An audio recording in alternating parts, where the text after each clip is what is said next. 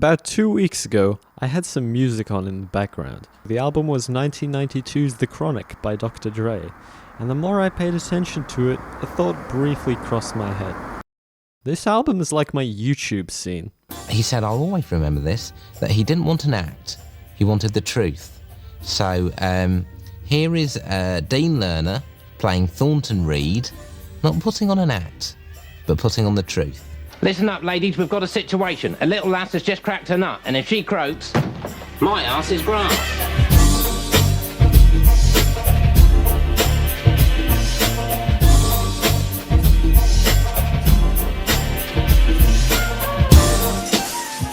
An ironic analogy, if you will. In 1992, Dr. Dre's in Los Angeles, and he's at a crossroads. He's just left rap supergroup N.W.A, whose second album, despite having a large budget and some of the best production he will ever put out, has been underwhelming in the eyes of the public. Not helping this was the sense they had lost a feud that they kinda started, against ex-member and renowned lyricist of the group, Ice Cube. Many felt that without Ice Cube, the group that had played a huge hand in popularizing a genre once called reality rap had become too phony.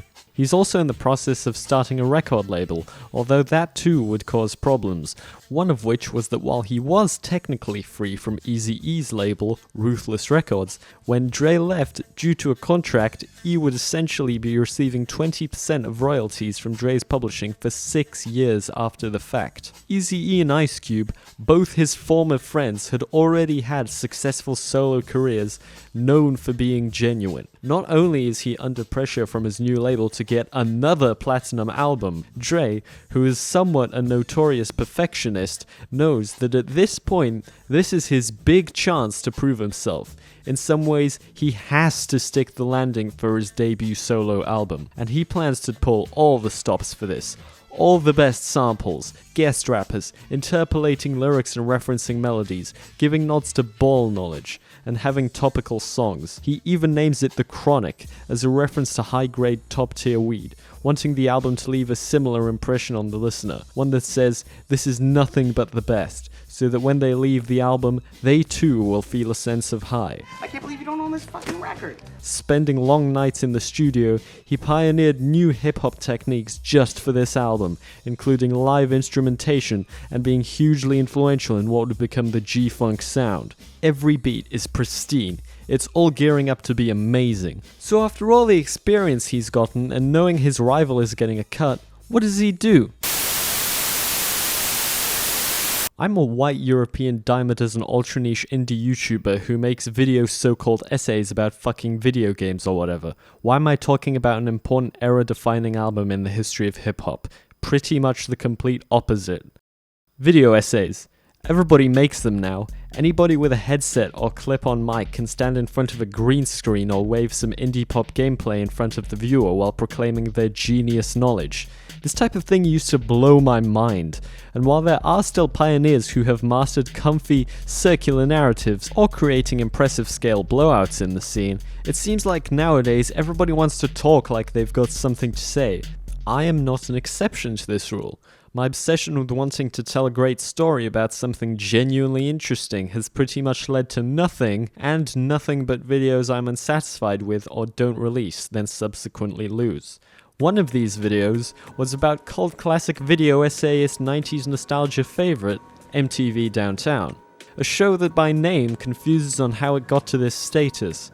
A common conscience among all its glowing critic reviews is how real it felt. A portion of the show's dialogue was improvised or based on stories from real people in the New York streets. The conversation has an authentic flow to it. More such breakdowns can be found in the essays about it.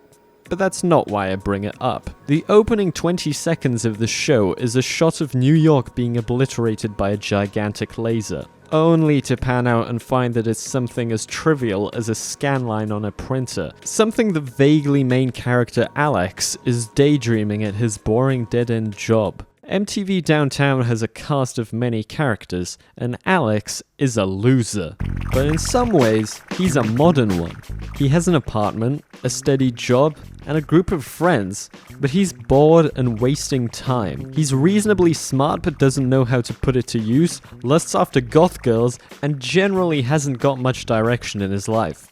Much of Alex's actions in the show are either out of an aimless need for something to do, or trying to sway the perception of himself as someone cooler. Alex wants to be interesting, to the point where he daydreams of some extraordinary event to add some spice and interest to his life. Or, in the case of his real life, an extraordinary person, which ends up biting him in the ass in the show's final episode, after realizing too late that this quality was why he was so enthralled with her, instead of her actual self. In his sprint to be more interesting, he ended up having the same artificiality he wanted to escape from. This is something which is even more relevant nowadays that the internet is full of AI reading Wikipedia pages. Today, what do we got? Trying to convince the viewer of some kind of real interesting quality. Some of that very same realness MTV Downtown became known for, and what Alex was trying to pursue. In a story context, allowing Alex to be a fuck-up like this is what elevates the show to a level above whatever most modern adult animated comedy shows churn out, optimized at most for YouTube Shorts. So after all the experience he's gotten, and knowing his rival is getting a cut, what does he do? I work for Sleazy E. I wouldn't have it any other way. You ready to get rich? Ready. You ready to make money? I'm ready. You ready to buy a house? I'm ready. A car? Yes. You go find the talent? Yes. You trust me? Gotcha. All right, go, boy. Don't even respect your ass. That's why it's time for the doctor to check your ass. The entire album is filled with disses against his former label, bandmates, girlfriends, and brags about his new fortunes. As a matter of fact, the first actual song on the album is what initiated the proper Dre vs Eazy-E feud, but all that isn't super relevant right now. It even goes as far as the first line on the album being the exact same as Ice Cube's 1990 song, I Gotta Say What's Up. The man who only a year earlier had cooked N.W.A with one of the hardest diss tracks in history. Dre was reinventing himself and his status with his tracks. Does this remind you of anything? Doesn't it seem totally ridiculous? Unsurprisingly, Eazy quickly pointed out how most of this album was bullshit with pure facts, but even he would say it was bullshit that sounded really good. Regardless, the entire album is like a fantasy of Dre's persona at the time. A fantasy which is clearly more entertaining than the truth. I feel many of our modern video essays have become like The Chronic. Videos that are so ambitiously confident and focused on their greatness, hours long and often absolute cinema. Yeah, they're entertaining, but what are we talking about anymore? It's no surprise that there's been a recent wave of LARP tubers who are essentially just role-playing as half-parody versions of what came before, which is funny, but is it really so different?